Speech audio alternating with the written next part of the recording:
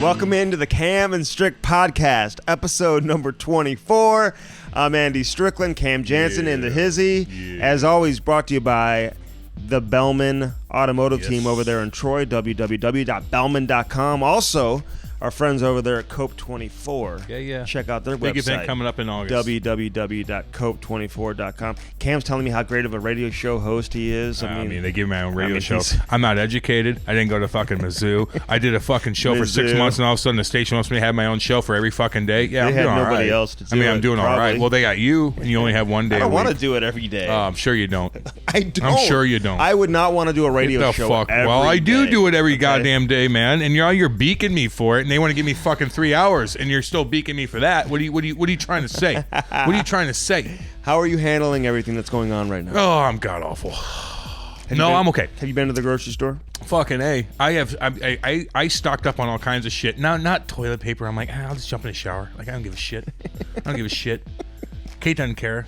I'm like, I'm dirty anyway. So if I get in the shower, I get in the shower. If I don't, I don't. Toilet paper, I don't give a shit. I want steaks.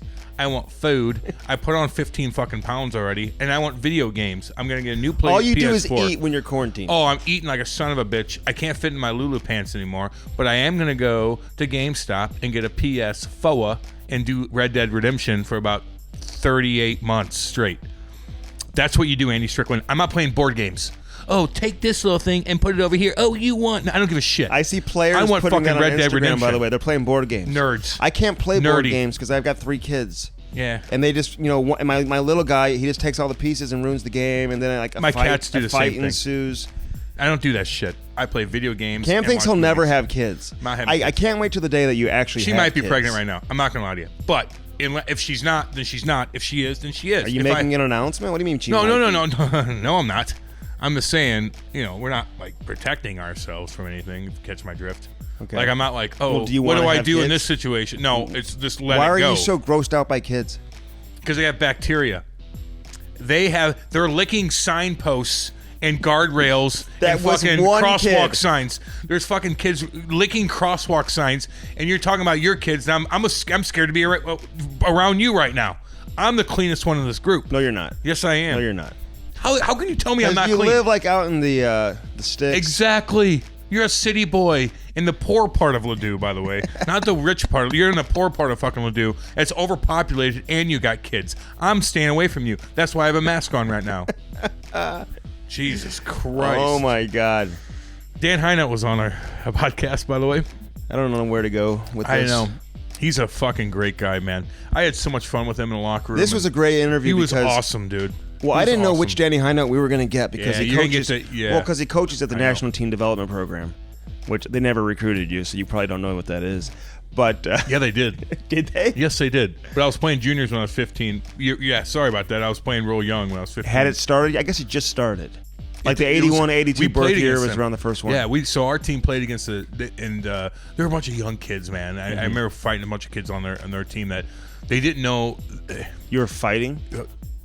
In juniors? So they were in your league. Yeah, we played against them. The St. Louis Sting played against the U17 probably team. No, it was the U18. It had to be U18. Because in the North American League, you could be 22, 21, 22, I think. I know, but in the North American League, for a while they would play against the U.S. team, but I want to say it would kind of go back and forth between the U17s and U18s. Based in Michigan. Now it's just the U18s, I think, right, that are playing in the USHL. I don't know. Or the 17s. I don't know. I don't pay man. attention to that shit anymore. Confuses me. I don't know.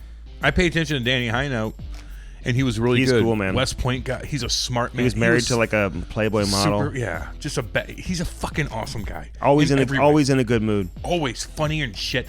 He'd walk in the locker room, make fun of everybody, but not in a dick way. Like some guys when you think of guys that are like loud in the locker room, you have to be self-deprecating or it's not going to work. Mm-hmm. Unless you're the big boy. And even big Keith Kachuk did it, but he fucking chirped himself. And you're like, well, we love you. Keith would go around and chirp everybody one by one, but it was so damn funny. Danny Hinote was so good at that. But then you got ass wipes in there that will act like they're funny and chirp guys, but it comes off so fucking wrong, and you're like, I don't like you. Give me an example. Who's that? I can't do that. You can't go there? I can't do that. Oh, you're pulling a high note. Yeah. How about the story he tells you about, Bob Hartley telling him something in his ear? To say to the guy? What do you think it was? Whoa. Like, I don't know. I don't know. We kind of like got it out Was of it domestic away. abuse or I something? don't know. Something crazy. Like shit. Was it some of the guys like beat up their girlfriend and like And he tell them goes that you're right not going there. to fight me? And then he gets back to the bench and the coach is like, yeah, that was a great I know. job. I don't know if I like that. No coach has ever I've done never that to heard me. of that. Never heard that, Andy. I swear to God. Now, you have coaches that go get on him or whatever.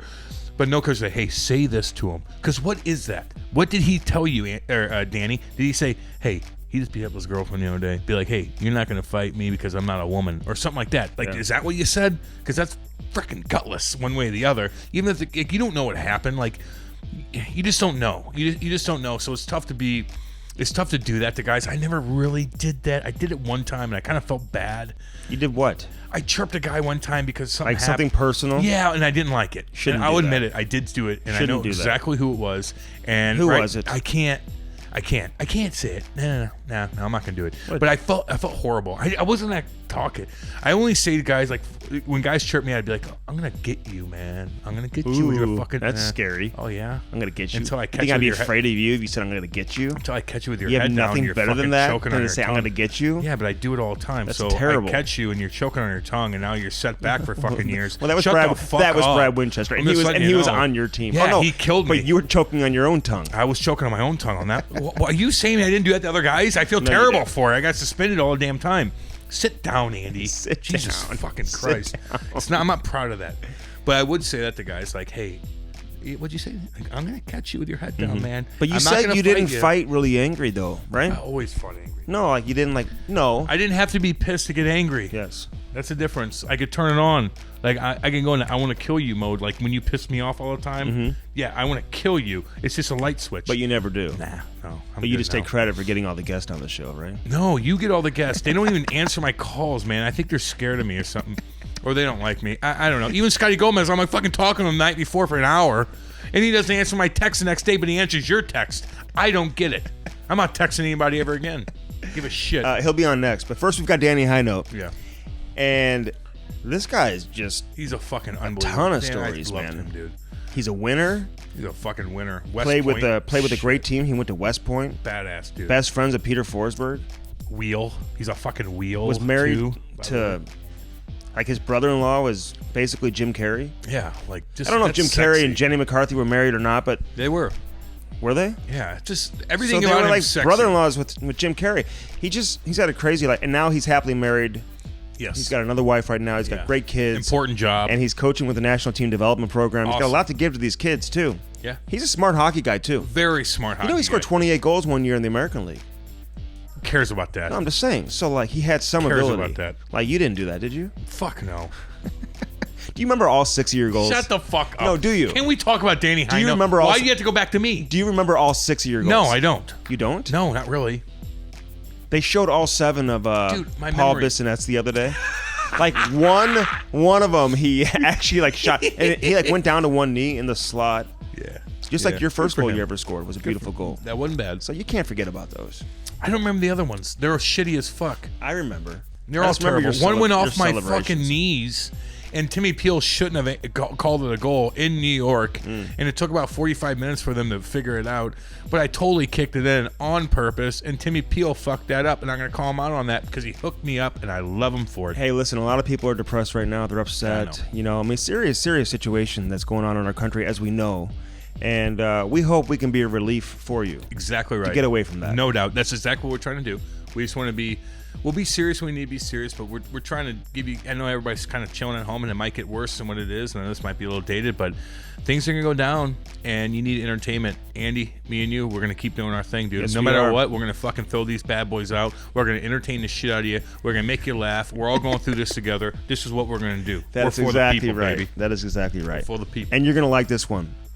Danny Hinote, legend. The only player ever drafted out of West Point, and he yeah. was born in Florida. I think the first player ever to be drafted and to play an NHL game out of the state of Florida. Hillbilly Amazon down there.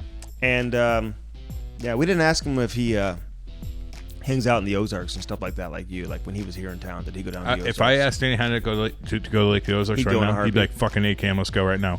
Although, we're not golfing. We'll tell that story later. All right. When he's done coaching, we'll get into some golf stories and some other stories with Danny Hinote. But he's one of our favorites, man. We had a great time talking with him. And, of course, Bellman.com. We couldn't do it without our great sponsors right now. And you know what? I know you're cooped up in the house. That's why you can go to www.bellman.com. Check it out online. New cars, used cars. And then make the trip out to go see them in person, and they can sell you a car very quickly. You're not going to get better service, Cam. No, not at all. It's very intimidating going to some of these places where you got guys come out, they force you to do stuff. These guys know they'll make it easy for you. They'll make it comfortable for you. Great people, great hockey people, great for the community. They've been around a long time. Check them out at Bellman.com. And they know the way you want to be treated. Exactly. They're not like intrusive. No, I hate that shit. Like, you ever hear the term like used car salesman? Oh, you walk up and like 20 swinging dicks come at you? No, Fuck you don't have that here. No, okay? No. www.bellman.com. They got the Cadillacs, the Buick GMCs right across the street. You can get yourself a new Jeep. Yeah, dude. Or Open a Chrysler, the doors Dodge, up, Ram. Fucking airflow come, baby. Oh my God, I want an Escalade. You're not getting an Escalade. Dan, hook me up with an Escalade. We gotta keep throwing these fucking podcasts out before you get an Escalade, brother. He loves it. He loves it. And we love the fact that we had partnered up with our boys over there with Bellman Automotive in Troy. Again, www.bellman.com. How about our girl, Renee Howitt? Oh, she knows what's up. She knows. She does. Cope She's a hard-working woman. She is, man. She is. You know what Cam said? She is a real woman. That's what you said. That's a compliment. That's what you said. Although there's no fake women. Well, there is fake women. You said she is a woman. She's a... Is that... No, that's a great compliment. Say that? Yeah, she's a woman. Damn right she's a woman. She's been through a lot. She knows how to help out raised charity. Her kids and she's independent. Run businesses. Yeah, she's made money. She knows what's up. Like if there's an apocalypse going down, I'm like, I need Renee by me. That's my girl. I know. Like she'll save your fucking life. Oh, she's amazing. And Cope 24 is amazing too. They're saving a lot of lives. No shit. I mean, you talk about people impacting others in the community. That's what they do. Cope 24. They help kids. They help families. They help understand. People. Yeah, man. This is real stuff. I love Renee. We love Renee. And we love the Bellman team, too. Damn right. We love all our sponsors. And if you want to jump on the team and be on a winning team during everything that's going on, you want people to still know that you're open in business and that you're still going 9 to 5 or whatever else you're doing. What's or maybe, that mean? Maybe you're selling stuff online or whatever else you got going on. You want people to know? We're here to let you know and let everybody know. So hit us up at the, on Twitter? Cam and Strick? Cam and Strick Pod, baby. Yeah. Very easy. You forgot Instagram, that already? Yeah. You got CTE? Well, no. Instagram. You can check out Cam's Twitter account. He's got like 500 followers. You can go to my Twitter account. We've got like thousands and thousands of followers. And we'll be sure. It's all female. I'm kidding. So we'll be sure to get the word out. All right, Danny Hinote. Up next. We love this guy. Enjoy it. And thanks for stopping by the Cam and Strick Podcast. There he is. What up? Danny boy. What up? What's up out there? Where the fuck you at? You at a grocery store right now or what? Buddy, I'm in an undisclosed bunker. Yeah, I figured that. You're an important person, unlike us. Well, no. Kind of. But thank you. I'm only important for like season 1. True that. This apocalypse. You're gonna die through season 2. You're not making through season 2, right? Yeah. That's No, right. I'm a cataloger. I bring all of you guys together, and then I die off real easy. What are you doing, man? Like, what are you doing? How are you getting through this whole thing? I'm training with kids for it. My son's playing a lot of Fortnite to prepare for that kind of scenario, and then my daughter's in the kitchen creating slime, but it looks like a scene out of Breaking Bad. She's got so many things going on. So there's chemistry, which is going to be important, I feel, in the apocalypse. Are you bored out of your mind? Are you working? Are you with the kids still? Are they like saying, okay, everybody stop what you're doing yet? Are they at that point where you're at? Yeah, they stopped everything here. Because the USA Arena where we're based was one of the sites where the coronavirus visited. So we're really on lockdown. Like, it's not just a building; it's like a place that the virus was. So it's even worse. But so we basically gave the kids the option to go home, during this, and sent them, home with a workout regiment, and basically whatever's at your disposal at home. We're not telling kids to go to the gym or anything, but not that they could. It's just more, go back wherever you're comfortable. And, do your schoolwork online, and we'll let you know when the arena opens back up. All right, let's back up here. because for people who don't know, Danny, you're coaching with the National Team Development Program, so you're in Michigan. USA Arena is where you guys work and play out of. So when you say the coronavirus, it visited the arena, what do you mean by that?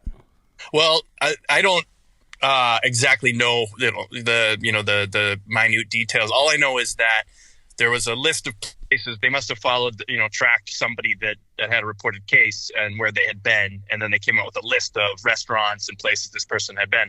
And USA Arena was one of them. So then the arena got locked down, obviously, overnight. And then we haven't been able to go back since. So we were just kind of in purgatory until this all gets sorted out. So you just at your house right now, just chilling with the kids and the family? They're not going anywhere. The wife not going anywhere. You just chilling? Yeah. I mean, you're basically quarantined at this point. Everything's the restaurants are all shut down now officially here. Any kind of open venue, any sporting event type place, they're all closed. So we stocked up on books yesterday with a little trip to Barnes & Noble. What are those? What are those, Danny? Can you explain that real quick? Cam doesn't know how to read, Danny, as you know that. Well, I figured that's why you guys partnered up. So, I mean, I can't come up with another reason other than that you guys are on totally ends of the spectrum on opposite sides. So it's a great teeter-totter you guys have established. Yeah, we're trying. We're trying. So you were at the grocery store. How was that experience? It was great. Really, what I've found is that if you wait till the last minute, like I tend to do, that you're kind of at the whim of what everyone else doesn't like, which is really good for the kids to expand their palate. So you end up in your grocery cart with like Asian noodles that you can't pronounce or even read what the package says. I ended up with some sort of pasta sauce from the Latin aisle that no one could reach. I'm sure half of what I bought today was expired, but that's also good for them, I've found. So, I couldn't explain to you half of what was in my grocery cart, but I could have gone through it probably 65 times in the hour that I waited in line. So it was an interesting trip, needless to say. And, the grocery store was filled with people like me. So it was it's funny. I told Kate the same thing. Look, when you go to the grocery store, find anything Asian and anything expired and mix those two together. I think that's the right recipe right now. I'm joking. I'm joking. You shouldn't say that right now. I'm joking. I mean, come on. I'm joking. Hey, where are you shopping anyway? The International Food Store or what? Good. Well, there's a grocery store near my house. So, we're very eclectic here in Novi, Michigan. Hey, what are your smart military buddies saying right now? Of course, you went to West Point. We're going to get in that in a little bit. What a transition. Seriously, what are they saying? Note, are they are you calling some of the big boys that you went to school with, all these big guys that that are probably in the know with things? He thinks you have intelligence. He thinks you have intelligence. He does. Okay, go ahead. Of course I do. I can't obviously disclose it, but I can dance around it. Do that, please. Basically they're just saying, stock just on the safe side, stock up on, whatever you can. You don't have to go crazy with toilet paper and whatnot, but more like, the stuff that you may not be able to get shipped in, from other countries and stuff like that, you could potentially be locked down for a week or two, so just prepare for that. The water, the nice part is the water here in Novi is good. So we drink out of the sink more or less, which is not necessarily great for your teeth, but it's great for your pocketbook. So, but the dentist isn't great for your teeth either. No. Or your pocketbook for that matter. But anyway, so they're not panicking obviously, but they are also, at the whim of the government. So they're like, just on the safe side, go and stock up on, pasta and things that you can make in bulk, but don't overdo it. Why did you go to the in that direction anyway, West Point? Like, how'd you end up choosing West Point? Because I'm sure you had other options, at least from a hockey standpoint. Yeah, kind of. I was like a second tier Minnesota guy, and I wanted to go Ivy League. I really just wanted to go in the FBI my whole life. Basically, I watched James Bond as a kid and was like, yep, I want to do that. And so it's like, okay, well, what job is that? International assassin? Nope, that's not on. You can't put that on a resume. But FBI agent is pretty close. So then I was like, that's what I want to do. So then I started, really paying attention to that, studying that. And then we didn't have any money, so I wanted to go Ivy League, but I didn't want to break my parents. And then West Point came calling, and it was kind of the perfect scenario, because if you get in, then it's free. Plus, then you go in the military, and then from there into the FBI, usually would be a pretty easy transition. So, plus I knew I have a chance to play as a freshman. As the hockey there isn't always, we were kind of this was before they were in the Atlantic Division. We were kind of half Division III, half Division I. So kind of hit all cylinders. That's how I ended up going there. So what's it like being in there? I know, like you go in there, you're like, I know how you are. We played together. You sat next to me.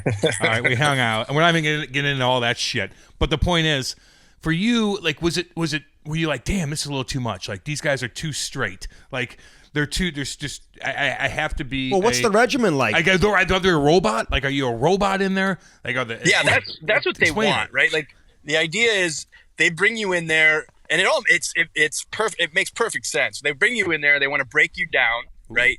Like they shave your head day one. They just kick your parents out of the gym. They're like, all right, everyone out, and then they just like basically start yelling at you, losing their minds. They shave your head. They want to break you down to nothing and then build you back up as an officer. You could say robotic or whatever you want, but basically they want to make sure that by the time you enter the military, you have everything so dialed in that you don't put anyone in danger. So, yeah, I mean, is it a little archaic or, Neanderthal a little bit, but it makes sense because lives are at stake. So you can't really argue with their methodology. Now, like you said, I'm a smart ass. So to me, it was like, okay, well, I'm not going to let you break me. So then it became a war between me and the upperclassmen because when you play a varsity sport, no matter if you're a freshman or a senior, you get to eat more calories because, technically you're burning more as far as the rest. So I was eating more food as a freshman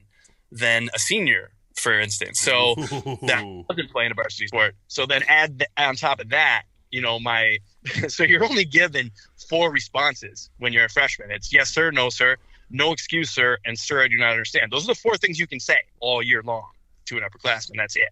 So, but you can use inflection on those 4 responses to really kind of get, draw the ire of these upperclassmen. So, so instead of no, sir, it was, oh, no, sir. Oh. Or sir, I don't understand. And then, I know, are you using inflection on me? I'm like, oh, no, sir. What? Get that? You know what I mean? Like, you stick to those 4 responses, but how you use and say those responses can really kind of add to your vocabulary, if you will. So I got in a lot of trouble, and which was good because I would kind of draw the attention away from my other squad mates, and so I kind of became that guy.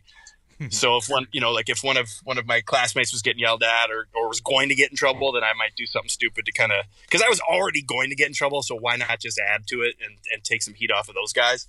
So that kind of became my role. And then that also was what got me through the first year was well, I'm not going to let them break me, because they would just come into my room at all hours and, start to haze me or whatever. And at the end of it, I got to be really good at push-ups and sit-ups. So that's why you look so good. So what were you like as a kid, though? Were you a rebellious kid, or did you always respect authority? And like, were your parents like, oh, this is going to be great for you? Or I don't know if you're going to fit in very well there. I mean, what was that? What were you like as a kid that led you to believe that you would fit in there or you wouldn't fit in? Well, I was the firstborn, right? Like I was that kid. So my dad was old school South, like mean. So I grew up militaristic in that sense. Like there was always repercussions, and I was scared shitless of my dad most of the time. So I was pretty obedient, and being the firstborn, you just want to make your parents proud. And I had a younger sister who was the exact opposite. So she was always getting into trouble, which therefore led me to getting into trouble because my dad was of the opinion that it was my job to make sure she didn't do these things. So basically she ended up never getting in trouble. She'll argue that point, now, because she has selective memory about it. But I got in a lot of trouble because she got in trouble and I didn't stop her. And so I grew up kind of in that environment. And, then the coaches I grew up with in Elk River, Minnesota, were very old school too, like grab you, not punch you in the side of the head, but kind of give you a little. Ooh, that's sensitive right now. That's sensitive right now, Danny Hinote. Somebody's going to be investigated now. Right now. Elk River High School over there. Yeah, well, feel free. You'll see. I got, it's why we had so many good hockey players come out of there, and why kids, like listen to. I'm not saying that I'm not a proponent of violence by any means. I'm just saying we all grew up under that like militaristic regime where there were repercussions that were physical if you didn't follow the rules. So you did follow the rules because you were scared. Right or wrong, that was the way we all grew up. So my point is the transition from that to the military wasn't that hard. What do you think the biggest lesson you learned from being in there that whole time, where you're dealing with a lot of different things? You're a little bit of a smart ass, very witty. That's why I liked you. That's why I'm glad I sat next to you when you chirped me. Maybe the whole locker room didn't hear it. I heard it. Or maybe the whole locker room. But what'd you learn? Like, what was the biggest thing you took away from West Point, man? That's a fucking big deal. What was the biggest thing you took away from it?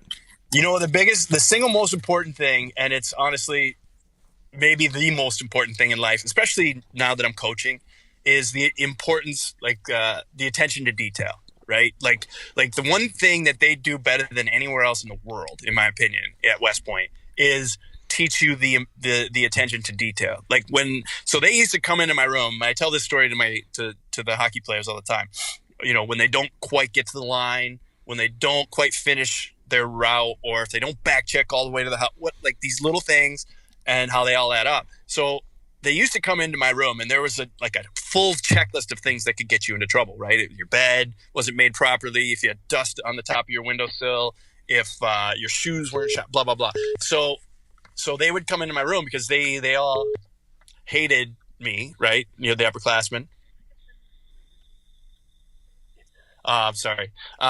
They would come into my room and they would find something, right? Like, and my poor roommate, who was there to just get his engineering degree and then go work for a big company, also got drug into the fight because he was my roommate. In fact, I went through 3. I went through 2, and the last one finally stayed because of all the hazing that they would get roped into.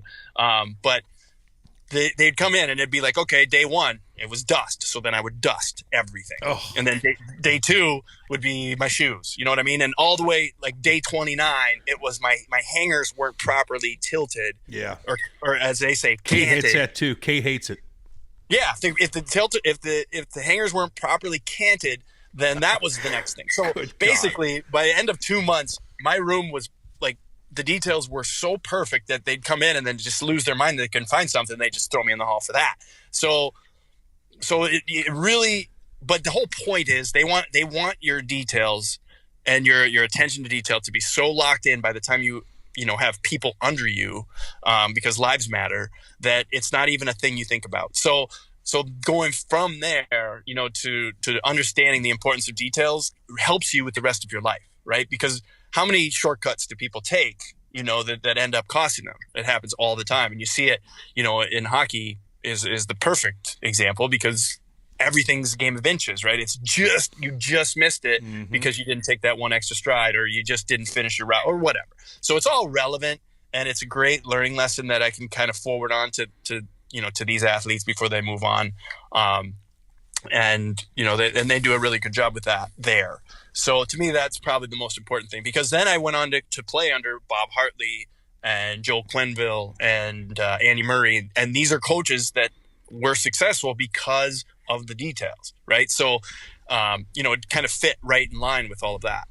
So you end up leaving. I know you got drafted by the Avalanche, and then you leave. You end up going to the OHL. But, like, how do you leave West Point? Who do you go to? Who do you tell? And what was the reaction when you told them that, hey, I'm out of here? Well, it's not an easy thing, because obviously they invested in you, right? There's a monetary value that they equate, their education and training to. But if you leave before your 3rd year starts, then you don't owe anything. So I understood that. I went to the hockey coaches first, kind of told them, and they were great. Obviously, I'm still in contact with those guys. In fact, Rob Riley, who was my coach then at West Point, became when I was with the Blue Jackets. You know Rob Riley, or have heard of him. He coached the minor league. He was with our minor league in with Columbus, and then now he scouts for New Jersey. So he's in the NHL, and I see him all the time and still talk to him. And I went to them and I said, here's the deal. Obviously, no one had ever been drafted from there, so they were hoping to kind of parlay that into maybe grabbing an extra prospect here and there, or recruit. Because, hey, it's possible type thing, and then so they were kind of like, well, if you're going to leave, then make it. And I'm like, well, yeah, of course. All seventh round picks have a good shot. Of course they do, especially when they're 6'5" like you were. Yeah, exactly. And sick skill. So they were great, and and they were very supportive, and West Point was supportive because again they were happy, probably to get rid of me because I walked so many hours and got into so much trouble, but also because now they could use it as a recruiting tool possibly. So like I said, it wasn't easy, and it wasn't an easy decision because obviously you're leaving a good education. You're kind of leaving that path. Your path is for the rest of your life is pretty set now. Like your guidelines are going to be here, here, and here. And now you're kind of throwing caution to the wind and giving the NHL a shot, even though the chances aren't very good. So, it wasn't an easy decision in that aspect, but an easy decision in the sense of following your dreams. But did you think you were really going to make it? I mean, you said 7th round pick. So you're leaving West Point. So I mean, that was a 4th round pick. But, Andy. but did you want to get out of there? Like part of you say, listen, I'm done with this, man. I want to have a little more freedom now. No, I didn't want to leave. I would have stayed the whole time and got my degree, went to the military. I wanted FBI was always my dream. It wasn't like I thought it was James Bond. That I was gonna parlay the FBI into international assassin. And who's to say I haven't? You guys don't know. I've seen you do crazy shit. Yeah, but me putting Matt Walker's teeth in my mouth does not parlay into an international assassin. Hey, you wouldn't do that now. I can promise you that. You wouldn't be doing that today. I can promise you that. No shit. Well, maybe not, but that's probably why I'm not sick yet. You know what I mean? I built my immune system up because God knows what Matt Walker has in his mouth. Well, he didn't have any teeth. Well, that not anymore because I took them. But anyway, I wanted to stay, and I didn't go to West Point because I thought I had a chance at the NHL. Obviously, you don't go there to play hockey. It just kind of fell in that that's how the pieces fell. But then I figured I have to try. Like imagine you don't, and you stay. They waste a draft pick. And then you live the rest of your life wondering what if, right? Like you can always go back to school. You can probably always get back into the military, but you can't. The NHL window is so small. It's a one shot deal. So that was kind of the discussion I had with my parents, and they were like, you have to try, So you give it a shot. They throw me in Oshawa, and the rest is history. You're listening to the Cam and Strick Podcast, and. Cam, I don't know if you're in the market for a car, but if you are, there's only one place to go, and that is to call our boy, Dan Bellman. Great guy, huge hockey fan, has been in the business a long, long time. The weather's changing, Andy. They got a ton of different options over there. You can get a new Jeep, take the doors off, go cruise around. They got trucks, they got Cadillacs. You want an Escalade. Probably not going to happen, but they're nice. They have all kinds of options for you, Andy Strickland, if you want one of those nice Cadillac Escalades that they have. Unbelievable stuff happening in Troy. Bellman Automotive in Troy. They've got the Buick, the GMCs, the Cadillacs. Right across the street, you've got the Bellman, Chrysler, Dodge, Jeep, Ram. Something for everybody. Family cars, something for the kids, something to look good on the weekend, baby, yes. For the nice weather. Styling, dude. Absolutely. Longtime hockey fans, we appreciate all the support. And let me just say this right now. I will guarantee you the Cam and Strick experience. Shoot us a direct message. Get involved with us. I will personally get you in touch with a sales manager out there at Bellman Automotive. Tell them you heard about them on the Cam and Strick Podcast. Now back to the podcast. Well, I was supposed to go to Harvard, and I'm like, look, Mom and Dad, I don't want the window to close. I'm going to go right to the OHL, and it is what it is, and it worked out. But it did work out for you, Danny Hinote. It did work out for you. You get to go to an unbelievable fucking team in the early 2000s, the Colorado Avalanche. You got Forsberg, you got Sakic, you got freaking Ray Bourque. That just signs over there. Like it was Patrick Waugh, like whole Adam Foote. You have monsters on your team. You're on this team. You're blocking shots with an open hand, which you're a fucking psycho, by the way, Danny Hinote. You don't give a shit. You have no visor on. He'll literally get on his knees and block shots and open up his palm. So every time he blocks a shot, his palm is open where there's no hardly any protection. No, and he doesn't give a shit. But you did your job there, man, and you won a Stanley Cup. Tell us about how that ride went, your role with the whole thing, and some of the players you played against. It's a loaded question, but go ahead. Jesus. Yeah, Shut up. Yeah. You need me to repeat that for you? Shut the fuck up, Hey, Andy. go one That's step a at a fucking time. good question. Go ahead, Danny Hinote. God damn. Yeah. Well, so anyway, I'm in the minors. Bob Hartley originally was the coach there my first year. And you know, I come from Oshawa my first year to training camp down in, you know, I go to the big camp, and then you get sent back or sent down to the A right away, because I'm 20 at this point. And then, you know, I'm running around with my like a chicken with my head cut off, trying to do exactly what you just talked about. And Bob Hartley calls me in and he's like, Danny, I can't have you on this team. You're a liability, and you run around like a chicken with his head cut off. I will send you to Alaska if I could, but you must go back to Oshawa and learn how to play hockey. So anyway, sends me back as an overager. But then I started to understand, okay, I'm not going to make it by running around like an idiot. Like, I actually have to play like some sort of structure and start kind of understanding the game of hockey from that standpoint. And so it was great because that helped. So then Crawford gets fired, Hartley moves up, Mike Foligno takes over in the A. You know, then I get cycled to Hershey, you know, for a couple of years, and then I finally get the call up. But by then I had already kind of understood what Bob Hartley wanted from me, because we had that brief existence of like 19 games in the A together. And then he calls me into the room, and actually it's ironic because we're talking, you know, to a Blues alumni, but Stud. he calls me in, and he's like, Danny, I want you to sit down, Danny. I want you to watch this. Now, mind you, there's lots of French profanity that I won't repeat, mostly because I can't do it right on here in all of these conversations that we have, but I'll save you from that. And he sits me down and he shows me video of Tyson Nash. Okay. Over and over. Look at this. Look at him here. Like all this shit that's going on behind the play, blah, blah, blah. He's like, this is what I need you to kind of add to your game. You know, like this team is filled with Hall of Famers that are going to put the puck in the net, but we need someone to take the attention away from them, basically. And kind of toe that gray area, you know, play this role and, you know, get us a power play. Don't take too many penalties, but also, you know, draw attention away from Forsberg, Sakic, etc. And so that's kind of how that all started. And, you know, it wasn't, you know, I was a smart ass by nature. And as Bob Hartley would like to say, I had some of the devil in me already. Yeah. I just kind of needed that push or that guidance of how to do it right. So, you know, so I'd have a list, you know, I'd come up with a list before the game. I'd kind of go over it with Bob of guys that I would be going after, and, you know, Really? You know, yeah, oh yeah. Like it wasn't like everything Bob Hartley does is there's a method to his madness. Like, I know he's not particularly well liked, but he's a genius when it comes to coaching. And he, like I said, his attention to detail is maybe top 3 ever.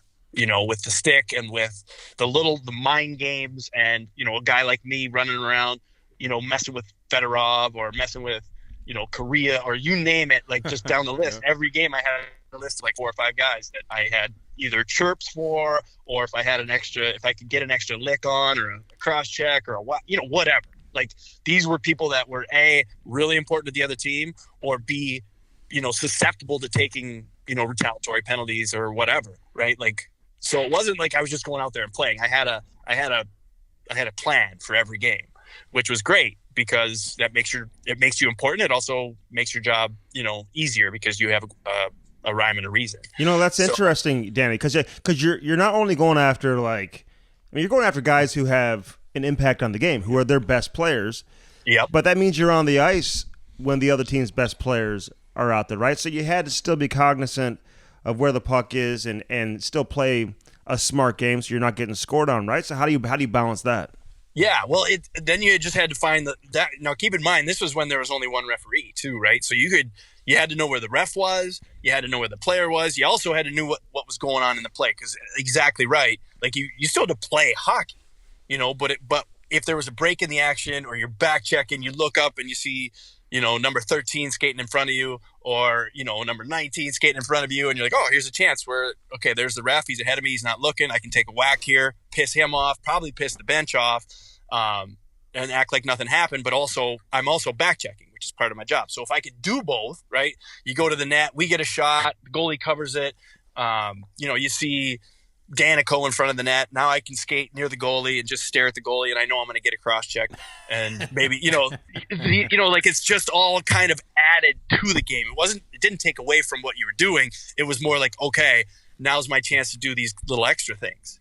So some of these. So like, give me a couple of more examples of this. Like a little back check. 13, you got Datsuk, I'm guessing. Give him a little whack by the bench, back. Fuck all you. Oh, there's Stevie Y. Eisman. Oh, he's your captain for 20 years. I can give him a fucking whack right in front of the bench too.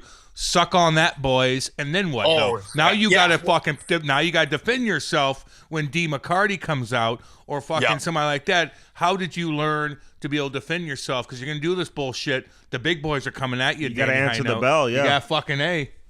And you did. Well, and that was the thing is that you had to learn real quick where the middleweights were and try and survive.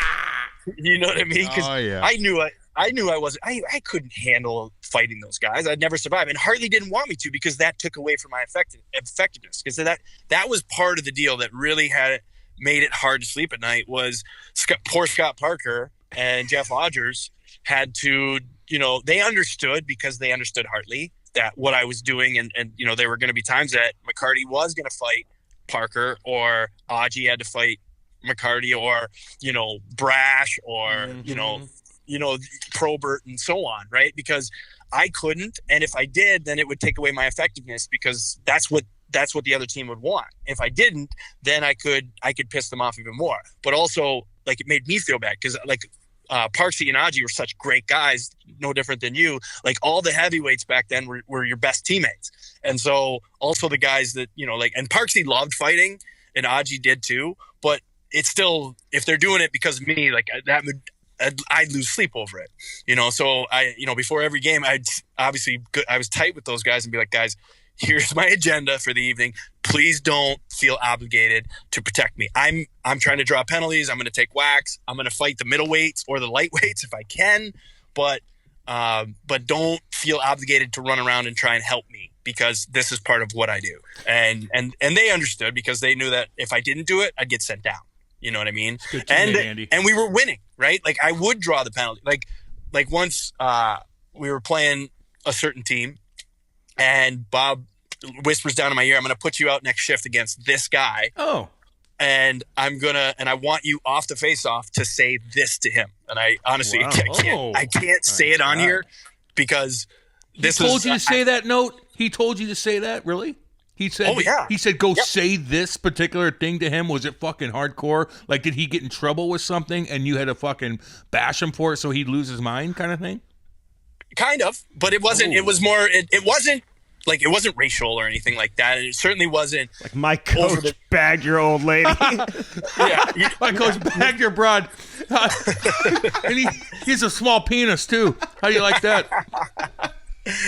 No, I'm not. Okay, I'm kidding. We might delete that. My bad. Okay, go ahead. No, because I just want to keep going on that, but I know I can't because I have to tell stories that my future is still intact with. But But yeah, so I got, next face off, I go out, I'm lined up next to this guy. I actually had to move the wing to the other side to line up next to him. I give him a little cross check. I say what coach wants me to say.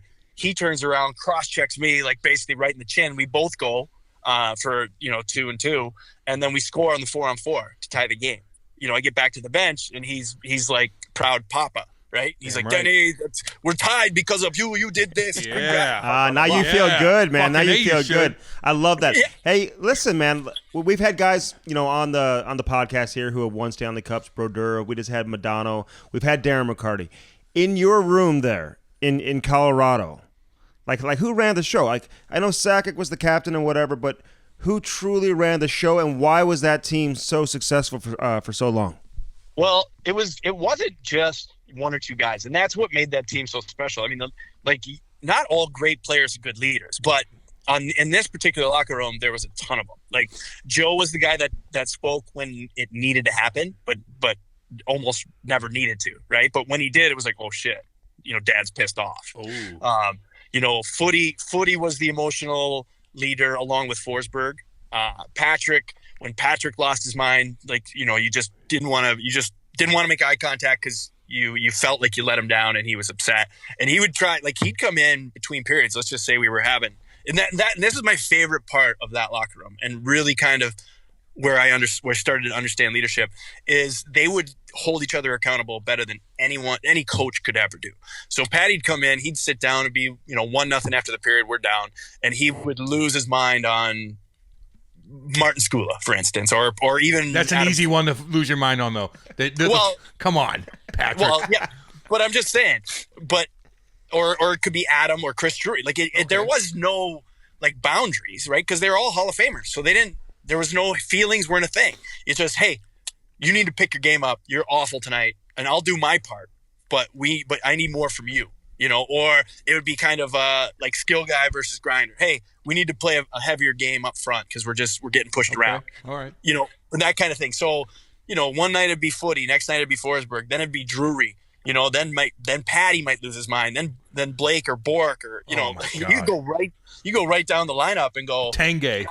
Yeah, like Tanguay, hey dude, like go right down the line and find somebody that couldn't lead in that environment. It'd be hard. Fuck, you were loaded, Danny. Holy fuck. Oh, you were loaded, dude. My crazy. God almighty. So, like, what was Patty like, though? Like Patty was an interesting cat. We know his temper. Did you get along? Because me and you hit it off right off the bat. And I know your personality, and you I got you. Did Patty understand you, though? I mean, it's easy for me to do it because I'm fucking trying to be friends with everybody. But we knew hit it off. But what was Patty like? Can you talk to him? Did you go out to dinner with him? Was he easy to talk to? Not right away. I mean, he was intimidating, right? Yeah. Like he was the best that ever lived before I ever got there, right? So you get there and there are all these Hall of Famers, but also you understand how fiery and competitive this man is, right? And he's not just going to give you anything until you earn it. Yeah. And so all I did is I just wanted to do everything in my hand. Why I go down and block shots with my hand open with my face first is a guy like him. I'm trying to get him to understand that I'll do anything for him, for this team. And then once you do that enough times, he'll take a bullet for you. He's the best guy in the world once you get to know him, and one of the best teammates and best leaders of all time once you get to know him. But it's not freely given, right? Yeah. And so I and maybe it was different than I thought it was, but that's how I looked at it. So I didn't expect to talk to him or for me to be his friend until I had earned it. So that's why I did those crazy things, and that's why. And then we won, and then we would continue to win, and then I would continue to be a part of the team. So then once you do that and understand its value, you never stop doing it. Yep. And so he was where I really understood what it meant to, like, how important it was to win. Like, we would be up 3-2 but not playing well, and he'd come in and lose his mind. And I was like, wait, we're winning. Like, you don't get that when you're a young kid. Like, even in the A, they try and impress upon you the importance of winning and blah, blah, blah. But it's not really your job quite yet. It is your job, but it's not how you look at it until all of a sudden you're there. And these guys are primed to win the whole thing. And we're up 3-2 and he's losing his mind. Coach, like, Harley didn't have to come in and yell at us half the time anyway, because we were yelling at each other in the locker room to pick it up. So in that regard, I really started to understand what true leadership was, and he was kind of the kingpin behind it. But he'd also be the guy that, like, he'd get bored. Maybe the shots were like 12-2, and he'd come out and try and play a puck, and they might score. And he'd come back in the locker room and he'd say, "Guys, I won't give up another one. I apologize for that one. That's my fault, but I won't give up another one. Just get me 2, and we'll win this game." And then he would do exactly that. And so, only the truly great players can do something like that, where you're like, okay, well, I believe him because he's the best that ever lived. And now we just need to go get 2 and we'll win. And he would back that up every time. So it was great. He was one of my favorites, still is. He kind of gets a bad rap based on, how he's portrayed in the media, kind of like Tortorella in that sense. Fuck that. I like both of them. Fuck that. Hey, why were you, what made you and Forsberg so tight? What was that connection all about? And honestly, like, when he's on his game, like, who was better than that guy? Nobody. He's the best that ever played hockey, the complete game of hockey. You really believe that? Yep. 100%. Without question. Yeah.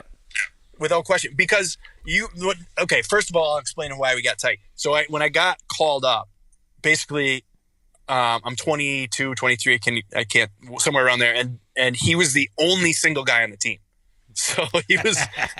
So it wasn't like I did anything special or. Well, you might have there, Danny. No, motherfucker. Don't sell yourself short, homeboy. Don't you dare do that.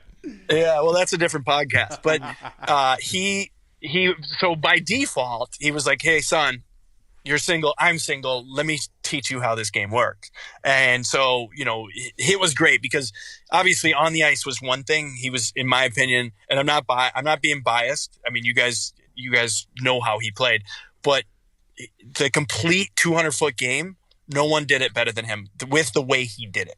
And so, but off the ice too, he was humble and respectful and like taught me how to portray myself without getting into trouble. You know what I mean? Like you know me and you know my personality. You've also seen some of the antics. So the fact that I never got in trouble is in large part to what he taught me, because he held the entire country on his shoulders and I was with him. So he was probably training me as well to keep him out of trouble, but also more to kind of teach me how to be a professional. How to be respectful and understand that I represent more than just myself as I walk around. Damn. And I didn't get that until I was walking around with him and having to take pictures, for him and all these people and kind of understanding that anything crazy that he did was going to look poorly on his country, his family, and so on. So he would never do that. Damn, and so I started to get the picture and he would explain to me. And so it was great. He was a great mentor that way. And if you're going to ride someone's cape, there's no better cape to ride than Peter Forsberg. Well, Andy knows a little bit about that too, because I represent St. Louis, and Andy's riding my coattails right now, and he looks up to me, and I do everything right. And I just set the standard for podcasts. What? Well, you're a mentor. Thank you. Yeah. See, he knows. That's why he sat next to me in the locker room. Hey, there you go. Listen, but then you went over to Sweden. Was that because Forsberg, you want to go hang out with him? And did you enjoy playing over there? Obviously, it was the lockout, but did he hook that up for you? Yeah. I mean, he was like, hey, what? Because I had surgery the summer prior, and I was doing rehab up until Christmas, and he's like, hey, come over, let's play together, and we'll go party in Stockholm every weekend. Oh, Jesus. So, I mean, what? 10 G's I spent during a week. But go ahead. Was it? And he only had 5 G's, and he spent 10 fucking G's I spent during a week, Danny Hinote, when I was there in 08. You were with me, I believe. You know what I'm talking about. 100%. But yeah, so he gives me the call, and I mean, who am I to say no to hanging out with Forsberg in Sweden? You know what I mean? It's like walking around with Michael Jordan in America. Mm-hmm. You just kind of, you just take 2 steps behind and kind of let it all happen, and then, clean up any kind of mess that occurs, and grab milk from the grocery store so he doesn't have to do it. And that's your tax. But so went over there, lived with him. We'd play like Thursday or Friday night, and it was. And I guess I don't know if this is all public knowledge or even should be said, but it was to the point where we would undress, get our stuff on. He would call the airport, okay, because I think he's part owner of the airline there, or one of them. Yeah, and call the airport and say, "Hey, hold the plane. We'll be there in like a half an hour." So there'd be a plane like waiting for us at the airport, and we'd jump on, and these people probably had to wait an extra like half an hour. But nobody got mad because it's Sweden and they're all nice. Yeah, exactly. Right? Oh, they're like, okay, you want us to wait 2 hours? We'll wait 2 hours. We'll do anything. 100%. And then he would walk on, and they'd be like, oh, okay, well, yeah, no, of course we would wait. Hey, there's the guy on the stamp. I am Swedish, by the way. Exactly. Then we'd take that flight, post game to Stockholm, party in Stockholm for 2 nights, and then fly back on Sunday. And this was the routine. So it was, needless to say, it was a lot of fun. You guys were stacked, by the way, on that roster. They had the Sedins on there. Oh my god. They had the Sedins. They had Alexander Steen was on that too. No one's hitting you over there. No, but he fought Chara. It looked like you were wrestling with a bear on that video. Why are you fighting Chara? Oh God, yeah, that team was unbelievable. We had O'Coin, Naslin, Steen. Toby Peterson was on that. Like you could go right down the list. There was basically Tommy Salo was in that. Yeah. like Alexander Steen was a third liner with me at that point, if that tells you how deep that team was. Don't tell him that. Don't tell him that. Yeah, but here's the thing about Steiner. Steiner was running the show at that point. Like, he was already in moto, and he looked like a cult leader. That all the young guys would follow him around the city. Every young person in the city knew who he was. Like, it was like he was running the show and not the NHLers. It was awesome because I obviously love Steiner, but I didn't know him before I got there. And then he was one of my favorites of all time after being there, because he was kind of the cult leader of all the younger generation. Why was he the cult leader? Well, because he had every after party. He was basically me in Denver. But he was in moto, so he would have all the after parties. You know, he was probably the best young player, you know, that they'd seen in a while as well. His dad played. Well, exactly. His old man was the assistant coach. Forsberg's dad was the head coach. No, oh my God! Were you, like, dude. giving you like You orange slices between periods Jesus too? It was like, Christ. I love that. This is amazing. Everything's gluten free back then because Steiner tofu shit. Yeah. Well, but in Sweden, like, you only buy food for that day. Like, we had to go to the grocery store every day because everything just is like, there's no preservatives, right? Like, that's why they eat. That's why they're all in such good shape, because they don't ruin their food like we do. That's why the women are 6 foot and blonde hair. Yeah, that's right. Yeah, exactly. So you fought Charo. Was that the only fight in the league that year? Like, first of all, he grabbed you by the ear. I don't mind you for snapping a little bit, but during the fight, like, Danny, are you like, oh my God, how is this going to end? Like, are you just kind of locked in and kind of like, I'm going to grab his ball sack in crazy mode? Well, no, at that point, so it's playoffs, right? So we had played their team a few times before, and it's Chara, right? Like I'm still, even on Olympic ice, I'm still running around trying to hit people because I clearly can't control the puck. So, and the crowd loves it because they haven't seen that before, right? And we're filled with Hall of Fame skill. So I stand out like a sore thumb. And then Steiner starts to do. Next thing you know, our whole line's just running around like idiots. So they loved it. And obviously, every time you'd play Chara, obviously he's a huge target, and you have nothing to lose. If you go try and run him and he knocks you down, well, he's supposed to. So it's the perfect target. And so he and I had a few run-ins verbally before playoffs, but then we run into them in playoffs. And it's he and Surrey on a line together. And they're just killing dudes in front of the net. Like, you couldn't go 10 feet anywhere within 10 feet of the net because they would just kill you. And back then, like, the stick play overseas was crazy. So they could get away with every cross check, every spear, everything you could possibly imagine. So imagine those two Neanderthals standing in front of the net in a Swedish elite league game. Like, no one's going there. Why would you? Well, Sheldon Surrey, like, what was he doing in Sweden, that handsome son of a bitch? Well, was he tearing things apart or what? My goodness gracious. I mean, I would date him. You know what I mean? Like, he is that good looking. I don't care if he has coronavirus. It doesn't even matter. No. There's a list of people that you would still hang out with if they had it, and he's on that list. And I think he's got a French accent, so I can't even imagine the damage he did over there. If he was single, I don't know if he was. But whatever. Anyway, those he was two. He was dating like the Desperate Housewives girl or somebody, like some actor. He was doing his thing, dude. Yeah.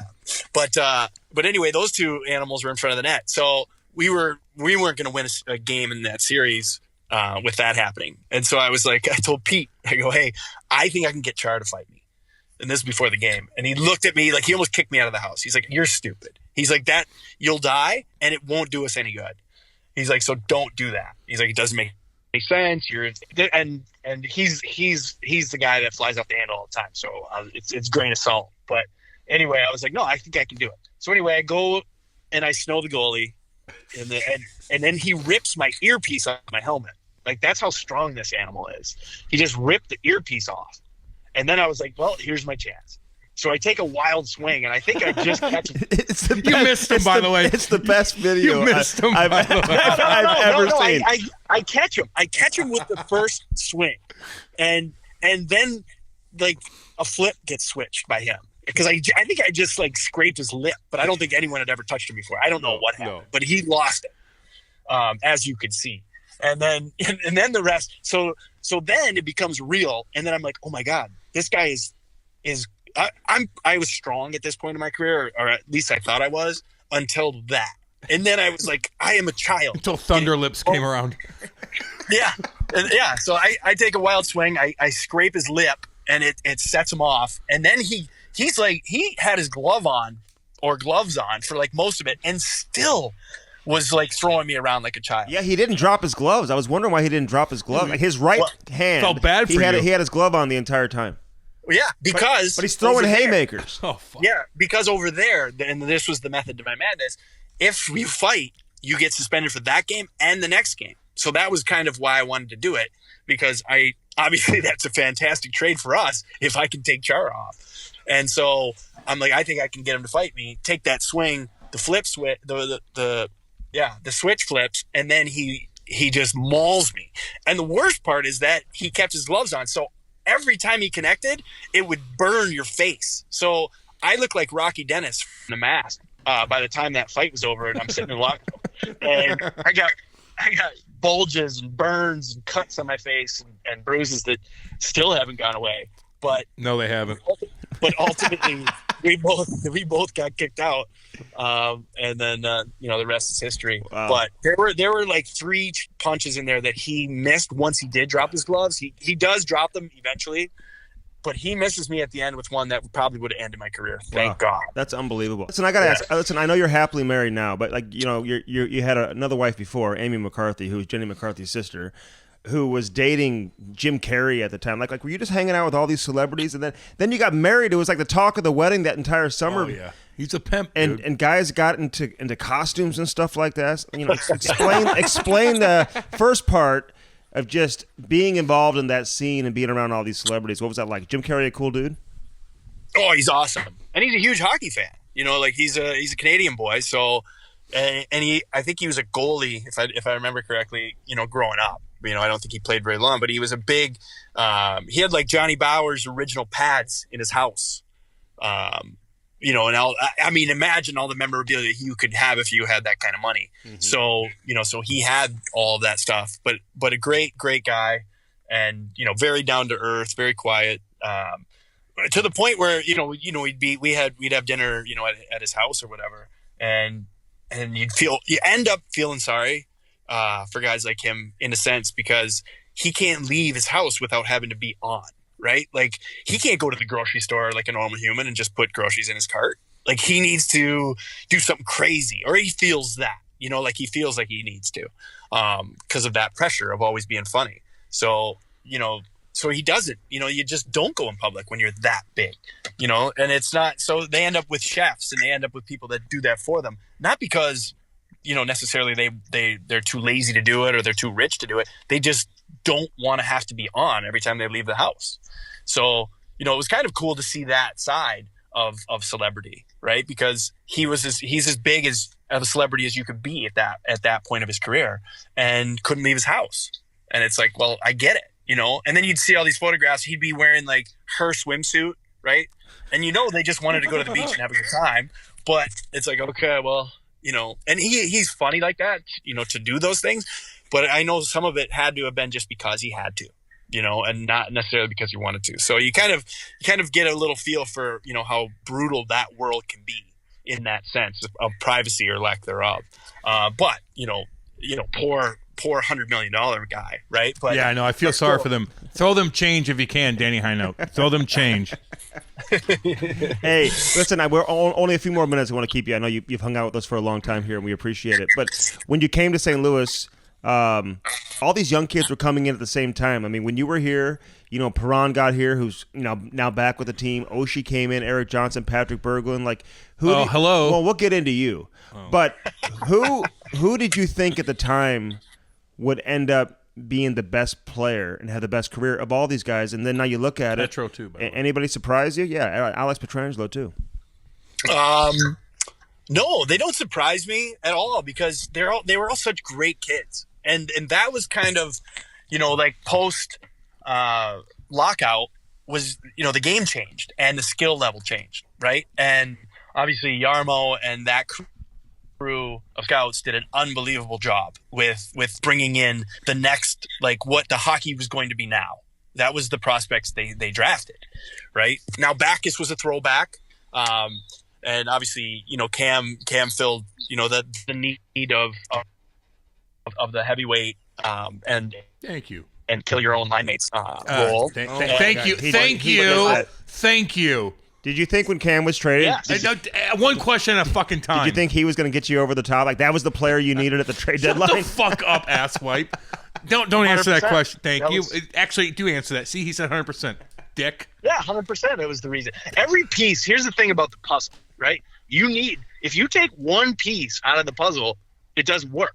Okay, Cam and DJ King and Winchester, myself, like the grinders and the guys that had to do the ugly stuff, Ryan Johnson, Jammer, so on. Like if those pieces of the puzzle aren't there, it doesn't work.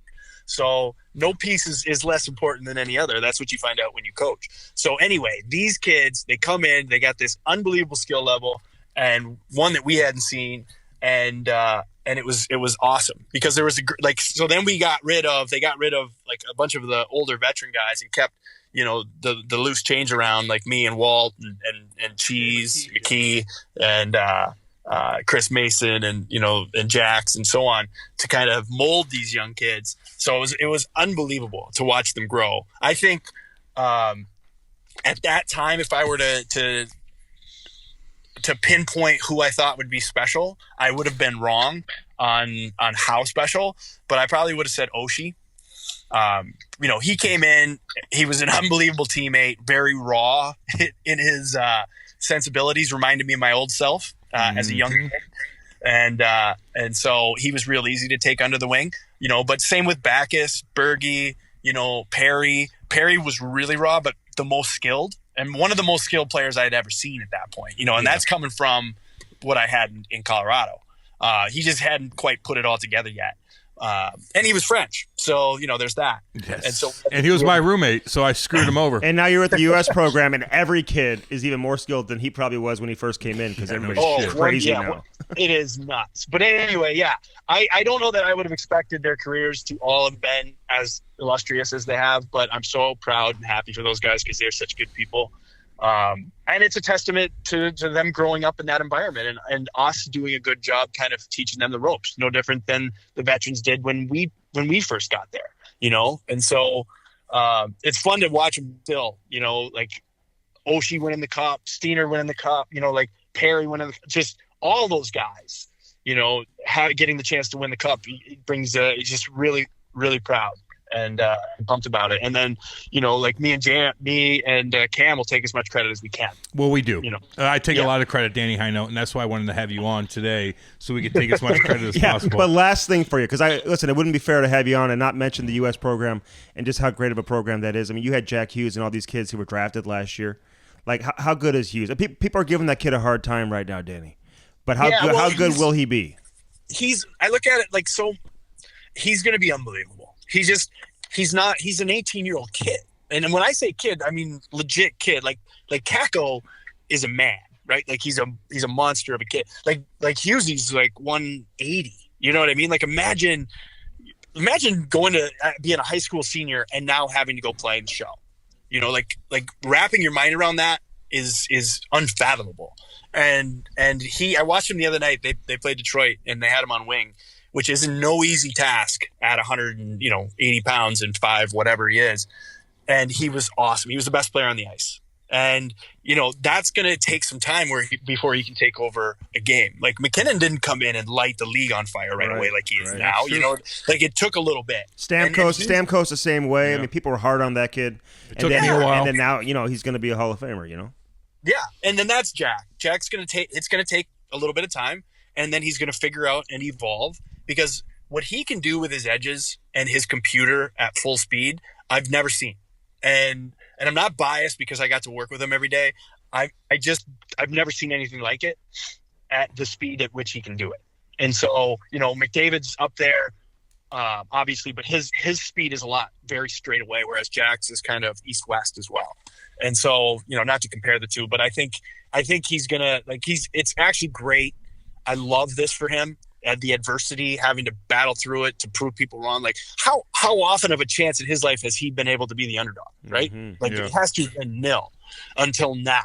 So it's perfect because now you throw the Rocky theme song on during the summer, you come back and you light the world on fire in a couple years and everyone prove everyone wrong. That's the kind of kid he is too. Right. I mean, you see the, like, look at what Quinn's doing out in Vancouver, right? Yeah. Like they're cousins, maybe, you know, and he's what, 2 years removed. He went to college for. He played 1 year in college. You know, you just wonder if you know how much just that transition from junior just to play 1 year of college before or whatever. You know, just 1 year older makes a big difference. 1 year older makes a big difference. Oh, it's massive. But also take into consideration, and this is what people forget.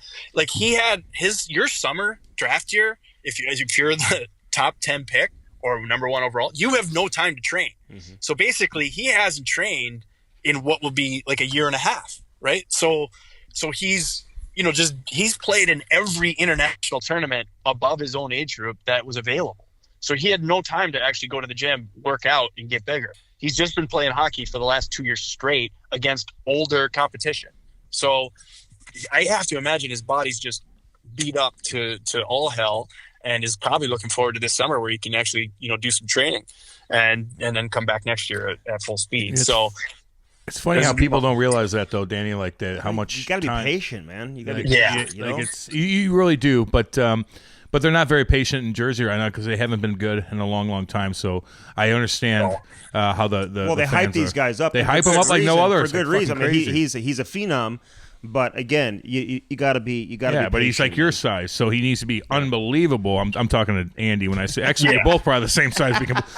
Danny, look, man. I appreciate you coming on. We'll get your Andy Murray stories next time. Okay? Look, I didn't get into any stories with me and you, but you were one of my favorite teammates ever, just so you know that. And I'm going to kiss your ass a little bit here, too. But you were one of my favorite teammates. We had a great time together. It wasn't long, but I learned a lot from you, man. I honestly did, just so you know. Hey, I'll never forget Danny Hinote. Listen, I love you too, he came to St. Louis, and obviously he's the only player that had experience or history of winning the Stanley Cup, right?